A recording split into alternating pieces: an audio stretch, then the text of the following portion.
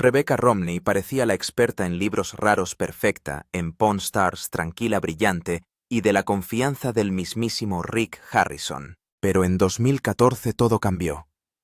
Un libro robado valorado en $40,000 apareció en el programa.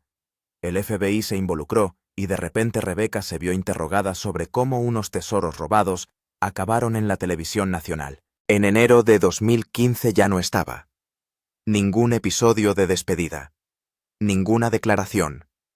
Solo silencio. Ahora descubrimos lo que realmente ocurrió detrás de las cámaras y por qué la verdad permaneció oculta durante tanto tiempo. La historia de Rebecca Romney empezó lejos del brillo de Las Vegas o la sombra de manuscritos raros. Nació el 6 de abril de 1985 en Phoenix, Arizona. Por aquel entonces nada en su vida apuntaba hacia libros centenarios o colecciones multimillonarias. De hecho, una vez bromeó diciendo que los libros antiguos eran reliquias aburridas para viejos. Sus verdaderas pasiones eran los idiomas, la filosofía y las ideas. Soñaba con ser filósofa o traductora, no librera. A los 18 años entró en la universidad convencida de que su futuro estaba en el mundo académico. A los 22 ya dominaba 5 idiomas y medio: inglés, francés, japonés, latín, griego antiguo, e incluso inglés antiguo que aprendió estudiando hasta 12 horas al día. Sus profesores quedaron asombrados por su talento. En un examen tradujo un papiro griego del año 300 AT y aprobó con facilidad. Esa misma habilidad le permitiría más tarde desenmascarar falsificaciones literarias que podrían haber costado millones a los coleccionistas. Entre 2003 y 2007 estudió filosofía y estudios clásicos en la Universidad Brigham Young. Mientras muchos de sus compañeros de clase elegían carreras más seguras, Rebecca descifraba a Platón en el griego original y debatía sobre el libre albedrío en seminarios de 4 horas. Se llenó de clases extras, se graduó con honores y completó una tesis comparando fragmentos griegos de la República del siglo II. En aquel momento nadie se dio cuenta de que esta inusual mezcla de filosofía y lenguaje la estaba convirtiendo en una futura potencia del mundo de los libros raros. Entonces, llegó el giro. En 2007, recién salida de la universidad, Rebecca solicitó lo que creía que era un simple trabajo de gestión en Bauman Rare Books de Filadelfia. Pero cuando llegó a la entrevista descubrió que era para especialista en libros raros, un trabajo del que no sabía nada. Estuvo a punto de marcharse. En lugar de eso se quedó, admitió su falta de experiencia y les impresionó lo suficiente como para que la contrataran en el acto. Su experiencia lingüística fue su billete de entrada. En pocos meses ya manejaba tesoros que valían más que la mayoría de las casas, un primer folio de Shakespeare de 1623, una hoja de la Biblia de Gutenberg, primeras ediciones de los Principia Mathematica de Newton. Era un mundo en el que un error podía costar cientos de miles de dólares, y Rebecca prosperó. En 2010, solo 3 años después, fue ascendida a directora de galería en Las Vegas con solo 26 años. A los 29, se convirtió en la directora senior más joven de la historia de la empresa, supervisando catálogos, subastas y ventas privadas por un total de más de $10 millones anuales. Un cliente gastó $300,000 en un solo libro impreso en 1472. Rebecca no solo vendía libros, sino que descubría falsificaciones que otros habían pasado por alto. Su reputación creció y no fue un agente de casting quien la descubrió. Rick Harrison ya sabía exactamente quién era. En 2007 se unió a Bauman Rare Books cuando abrieron un local en Las Vegas. En 2010 ya dirigía el local.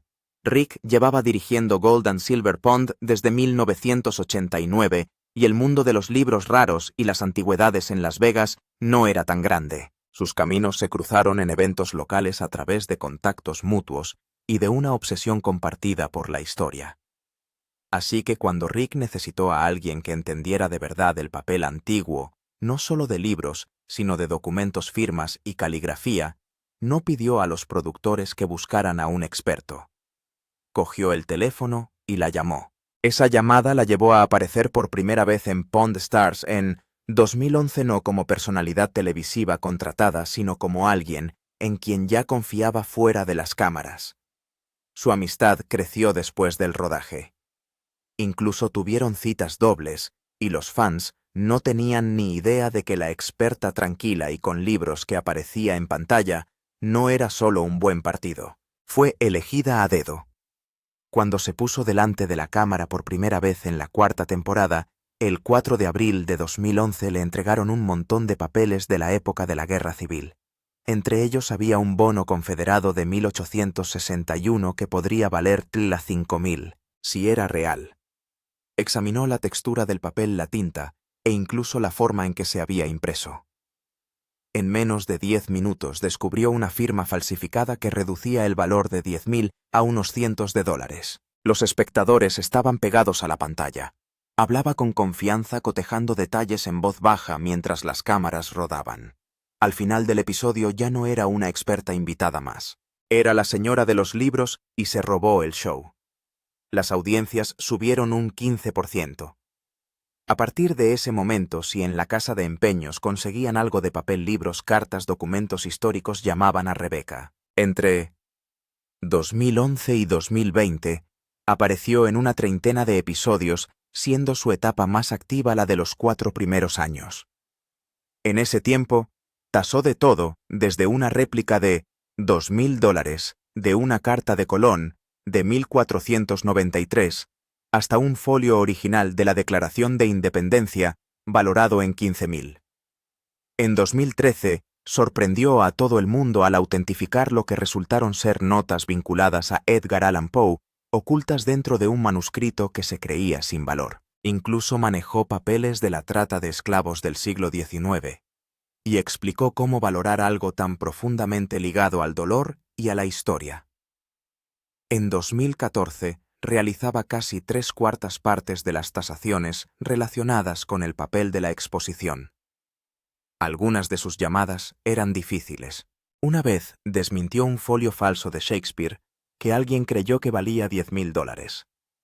No era cierto. Lo que la hacía destacar no era solo lo que sabía, era cómo lo decía. Rebecca nunca levantó la voz, nunca parecía nerviosa. Podía soltar un bombazo como revelar que un libro de $50.000 formaba parte de una red de falsificación del siglo XIX y seguir sonando como si estuviera explicando tranquilamente lo que hay para comer. Eso se convirtió en lo suyo. Mientras otros expertos mostraban su excitación, ella se mantenía firme y clara. En 2012, Chumley estuvo a punto de perder su trabajo por un libro que compró sin comprobar nada. Pagó $500 por un ejemplar firmado de la autobiografía de Charles Lindbergh de 1927. Luego le llamamos Mark Lindbergh por error. Todos en la tienda pensaron que era falsa. Rick incluso dijo que si la firma no se comprobaba el próximo día libre de Chumley sería permanente. Rebecca Romney intervino de nuevo, sacó una copia verificada y comparó la firma, señalando cómo Lindbergh había cambiado su estilo autógrafo a medida que se hacía más famoso. Resultó que era auténtica. Lo valoró en $2.500, el triple de lo que había pagado Chumley. No solo fue un beneficio sólido, sino que también salvó a Chumley de ser despedido. Una pequeña firma convirtió un desastre en una de sus raras victorias. En otra ocasión, alguien llegó con lo que parecían bonos de la Guerra de la Independencia, afirmando que valían una fortuna. Pero cuando Rebecca miró más de cerca, la verdad era mucho más extraña. Estos no eran revolucionarios, eran confederados, y no solo eran raros. Habían desaparecido. Estos documentos habían desaparecido después de la Guerra Civil, terminó en 1865. Se relacionaron con bienes robados del sur que se cargaron en el USS Republic, un barco que se hundió en un huracán ese mismo año. El pecio fue descubierto en 2003 y en 2005 se había recuperado parte de su corroído contenido. Estos bonos formaban parte de esa historia con un valor potencial de $50.000, pero también venían con carga legal. Vender objetos robados podría llevar a la tienda a los tribunales. La policía intervino. La minuciosa investigación de Rebecca evitó que la tienda comprara algo que podría haberse convertido en un pleito, demostrando que a veces la historia trae consecuencias. También hubo una vez que alguien pensó que le había tocado el gordo con un primer folio de Shakespeare de 1623. Copias reales de ese libro se han vendido por millones. Uno llegó a alcanzar los 9,98 millones de dólares en 2020. El ejemplar del vendedor parecía impresionante, pero cuando Rebecca lo examinó, empezaron a aparecer los defectos. El papel no había envejecido bien, la tinta parecía demasiado limpia, y le faltaban pequeños defectos que los libros reales de 400 años siempre tienen. Creyó que se trataba de una falsificación posiblemente inspirada en el llamado falso folio de 1619, una colección engañosa realizada por William Jaggar y Thomas Pavier. Incluso esos son valiosos, pero este no estaba cerca. Si Rick lo hubiera comprado, la tienda podría haber perdido miles. Sus agudos ojos les salvaron de cometer uno de los errores más costosos en la historia de Pawn Stars, pero a veces los objetos eran tan reales como vienen e igual de poderosos. Eso es lo que ocurrió cuando alguien trajo una primera edición de El origen de las especies de Charles Darwin. El libro salió a la venta el 24 de noviembre de 1859 y se agotó el primer día. Solo se imprimieron 1.250 ejemplares. Rebecca echó un vistazo a la encuadernación de tela verde, los diagramas y los anuncios fechados en junio de 1859 y supo que era auténtico. Lo valoró en $75.000. El impacto del libro de Darwin no podía ser exagerado. Reformó la ciencia y la religión para siempre. Ni siquiera Copérnico y Newton habían causado tal conmoción. Algunos ejemplares, especialmente los que contienen las notas personales de Darwin, se han vendido por más de $500.000. Las ediciones posteriores no son tan valiosas. Por ejemplo, la edición de 1862, donde Darwin eliminó su extraña historia del oso ballena, solo vale alrededor de $9.500. Pero esa primera impresión lo cambió todo. Y esta sentada en la tienda era el tipo de hallazgo con el que sueñan la mayoría de los coleccionistas. Entre 2011 y 2015 se convirtió en una de las favoritas de los fans, especialmente después de que evaluara una primera edición de Frankenstein en un episodio que encendió los foros en línea. Ese libro valía $20.000 al igual que la reacción que provocó. La gente empezó a llamarla la susurradora de libros y rápidamente ganó decenas de miles de seguidores. Los espectadores suplicaron a los productores que le dieran más tiempo en pantalla. Algunos incluso pidieron un spin-off, pero no todo fue perfecto entre bastidores. En 2014 se emitió un episodio de Pawn Stars que desencadenaría silenciosamente uno de los rumores más extraños e inquietantes del programa. Un hombre entró en la casa de empeños de oro y plata afirmando tener una rara edición de 1841 del Libro del Mormón. Rebecca Romney, experta en libros raros del programa, lo examinó detenidamente y estimó su valor en $40.000, pero el vendedor pedía $100.000. Tras varias idas y venidas, Rick Harrison consiguió comprarlo por solo $24.000. A primera vista parecía otro buen negocio para la tienda, pero entonces las cosas empezaron a torcerse. Corrió el rumor de que el libro había sido robado de la biblioteca Marriott de la Universidad de Utah. Poco después de la emisión del episodio, agentes federales habrían intervenido. Según estos rumores, el FBI se incautó del libro y dejó la casa de empeños sin nada. Nunca hubo una declaración oficial, ni se hicieron públicos los cargos, pero la historia cobró fuerza a través de hilos de Reddit y vídeos de YouTube. A finales de 2014, más o menos, cuando supuestamente intervino el FBI, se dijo que Rebecca Romney había sido interrogada por agentes federales. Según esos susurros, los agentes querían saber cómo unos libros históricos robados podían llegar a la televisión nacional sin hacer saltar las alarmas. No se trataba de un caso aislado. En 2015, el FBI ya había devuelto libros robados a la Biblioteca Nacional de Suecia. Antes, en 2005 y 2006, habían detenido a Forbes Smiley, que había robado mapas raros por valor de millones de dólares. Romney nunca fue acusada de nada malo, pero algunos creen que el interrogatorio la afectó profundamente. Se había hecho famosa por tasar con confianza libros valorados en miles de euros. Ahora su juicio estaba bajo una sombra. Entonces llegó el 10 de enero de 2015. Rebecca Romney apareció en el que sería su último episodio de Pawn Stars, donde tasó un libro pirata de 1734. Dijo que valía $1000, pero Rick, como siempre, regateó el precio hasta $400, y así sin más se fue. Tras 4 años en la serie y 19 episodios, no hubo despedida. El canal de Historia no explicó su ausencia. Los foros estallaron en preguntas. Había sido despedida. Tenía que ver con el escándalo. Algunos incluso creían que se había marchado tras una tragedia personal. Otros apuntaban a las crecientes críticas del programa, acusaciones de tasaciones falsas, tratos amañados y conflictos entre bastidores. Pero los fans notaron algo extraño. Aunque desapareció del programa, Rebecca Romney nunca eliminó Pawn Stars de su LinkedIn. A día de hoy sigue figurando como su experta en libros raros desde 2011 hasta la actualidad. Algunos creen que es solo marketing. Otros piensan que podría ser parte de un acuerdo de confidencialidad. Sea como fuere, la mantiene vinculada a un programa en el que hace años que no aparece con regularidad. En 2016 se mudó a Filadelfia. Oficialmente fue por un ascenso. Dejó atrás la galería de Las Vegas y se convirtió en directora senior de Bauman Rare Books, encargándose de las adquisiciones y los catálogos de la biblioteca.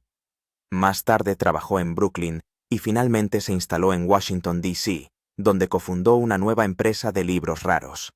Así que sí había una explicación perfectamente razonable para su marcha. Pero el momento no dejó de suscitar dudas. ¿Por qué se trasladó tan solo unos meses después del escándalo del Libro del Mormón? ¿Se trataba de un crecimiento profesional o había algo más detrás de las puertas cerradas? En 2022, los fans volvieron a verla brevemente. En un episodio especial de Pawn Stars to America, se reunió con la tripulación en Washington, D.C. y tasó otro libro pirata. Su química con el equipo no había cambiado. Ella se burló de Chumley.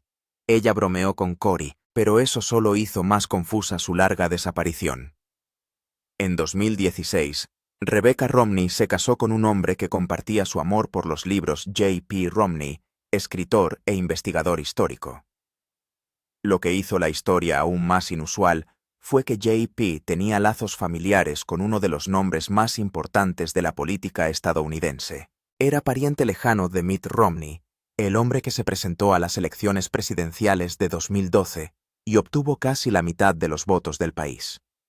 A través de este matrimonio, Rebecca se encontró vagamente conectada a una dinastía que incluía al ex gobernador de Michigan, George Romney, que ocupó el cargo de 1963 a 1969.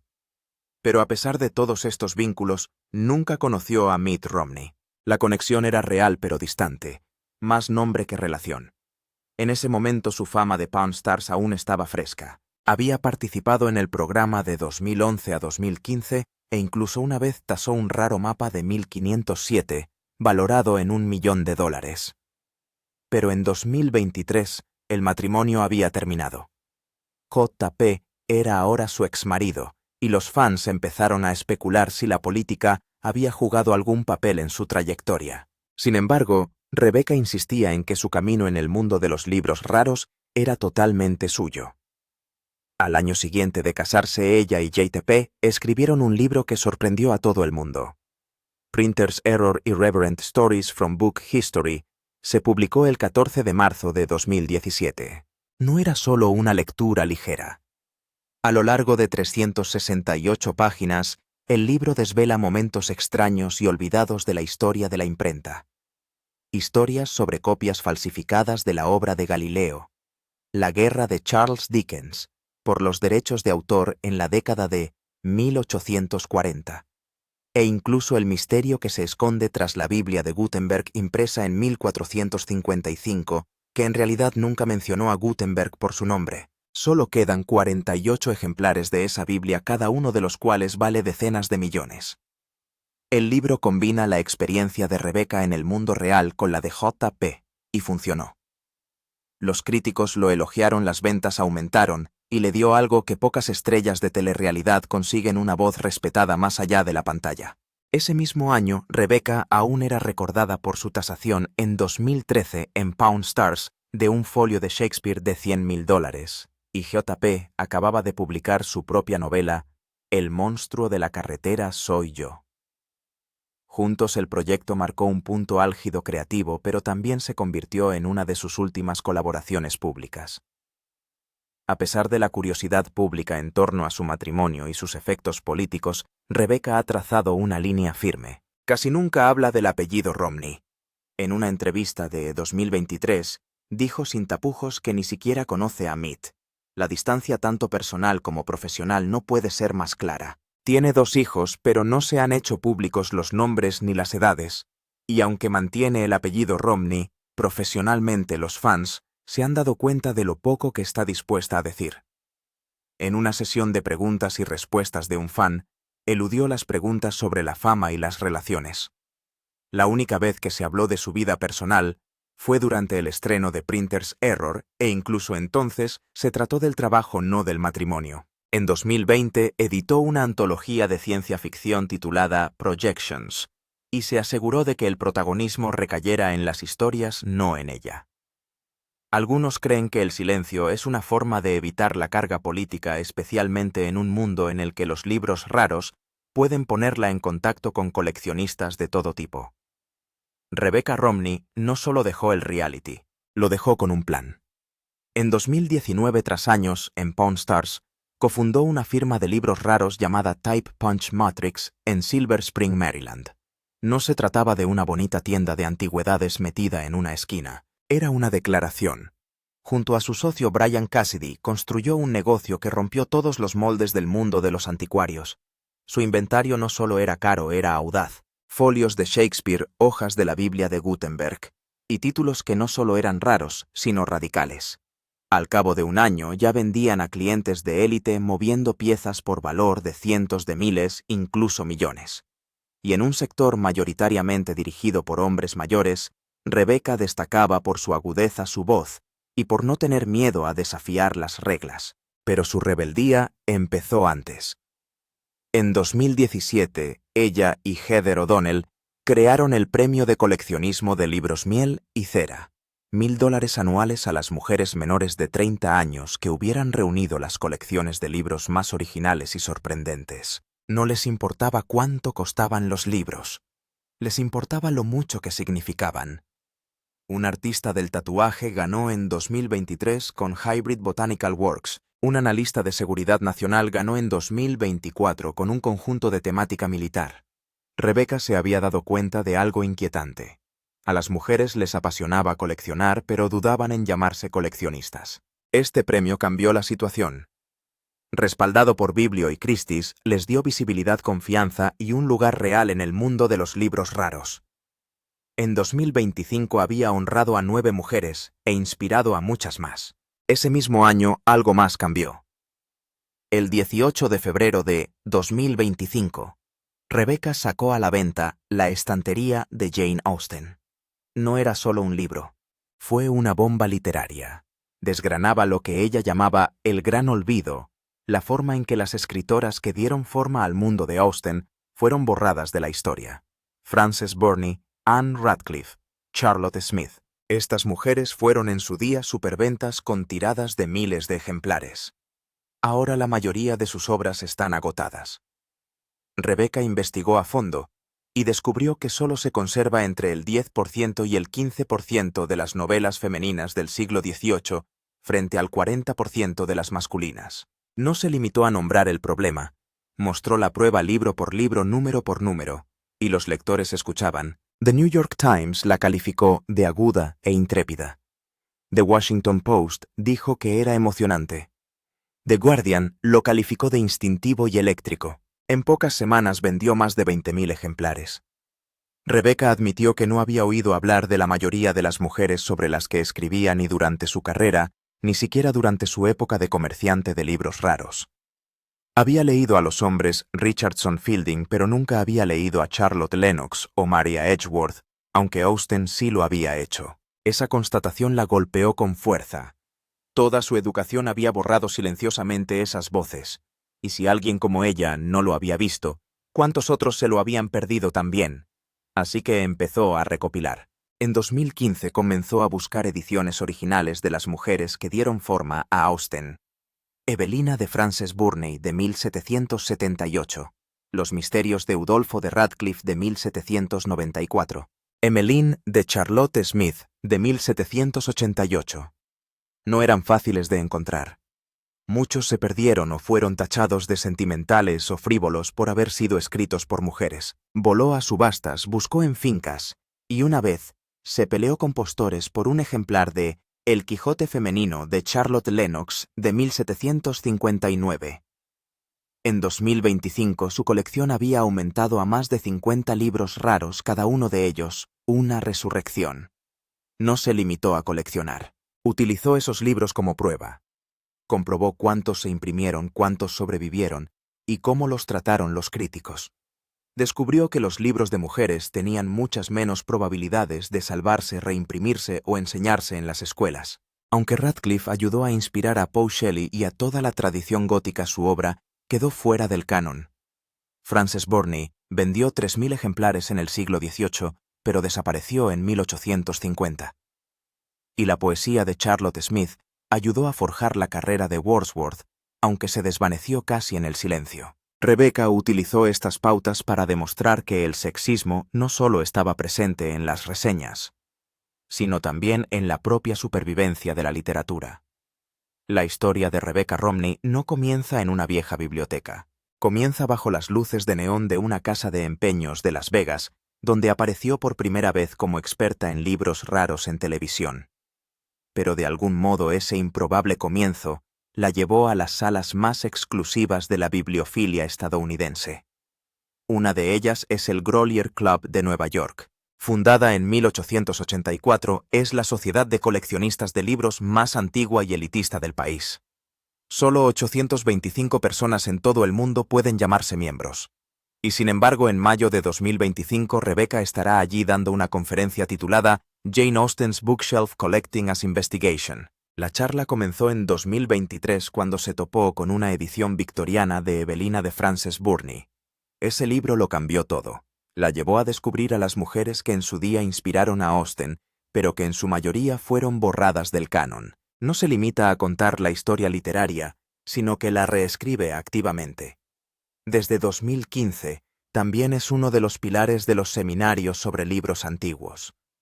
Cada año más de un centenar de aspirantes a marchantes de libros raros se reúnen para aprender de ella. Les cuenta las verdades que la mayoría nunca escucha, que el mundo de los libros raros no siempre es puro. Habla abiertamente de las falsificaciones de Thomas J. Wise de los años 30, un escándalo con más de 50 primeras ediciones falsas que engañó a los expertos durante décadas. Demuestra que coleccionar no es solo poseer, sino también descubrir. Sus lecciones van más allá del valor de mercado. Revelan las huellas ocultas de autores olvidados por la historia. Uno de esos autores fue Burney, cuya novela de 1778 vendió 500 ejemplares en su primera tirada y contribuyó a sentar las bases de Orgullo y Prejuicio. El trabajo de Rebecca es la razón por la que la gente está empezando a reconocerlo. Ella también está cambiando cómo se autentican los libros raros. En 2019 cofundó Type Punch Matrix, pero no era una firma de libros más. En 2023 estaba utilizando IA y blockchain para autenticar la procedencia con un caso de prueba que implicaba un manuscrito de Sylvia Plath de $50.000. El software podía rastrear la propiedad hasta 1956. Este salto no fue accidental. Surgió a partir de los fraudes expuestos en su libro de 2017 Printer's Error, que se adentraba en la historia de los libros falsificados como las falsas Biblias de Gutenberg de la década de 1840.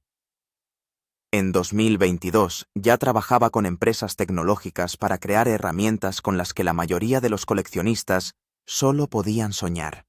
Entre ellas, escáneres de tinta espectral que pueden detectar falsificaciones con un 95% de precisión, cosas que incluso el ojo humano pasaría por alto. En 2024, una de estas herramientas descubrió una carta falsificada de Colón de 1493 Y ella no guardó estas herramientas bajo llave. Las llevó a sus seminarios. Más de 200 comerciantes aprendieron a usarlas solo el año pasado. De repente, las técnicas antes reservadas al Smithsonian estaban en manos de todo el mundo. Incluso empezó a trabajar en simulaciones de realidad virtual que permiten manipular libros raros digitalmente sin tocarlos nunca. No es solo conservación, es transformación. Pero su ambición no se detiene ahí. Para 2025 está expandiendo Type Punch Matrix a la consultoría de museos. Desde una humilde puesta en marcha de Bola 100.000 en 2019, la compañía ahora ha valorado más de 1.000 artículos raros por valor de más de 10 millones. Uno de ellos fue un manuscrito del siglo XVI que se mostró en la Feria del Libro de Boston en 2023. Otra fue una venta relámpago en 2022 cuando ayudó a la Biblioteca Lilly a adquirir 2.000 novelas románticas por $250.000 en solo 16 horas, todo un récord en el sector. No se trata solo de éxitos comerciales, sino de declaraciones. Su labor de consultoría se centra ahora en la incorporación de voces olvidadas a las colecciones institucionales. En 2024, ayudó a comisariar una exposición sobre escritores negros del siglo XVIII.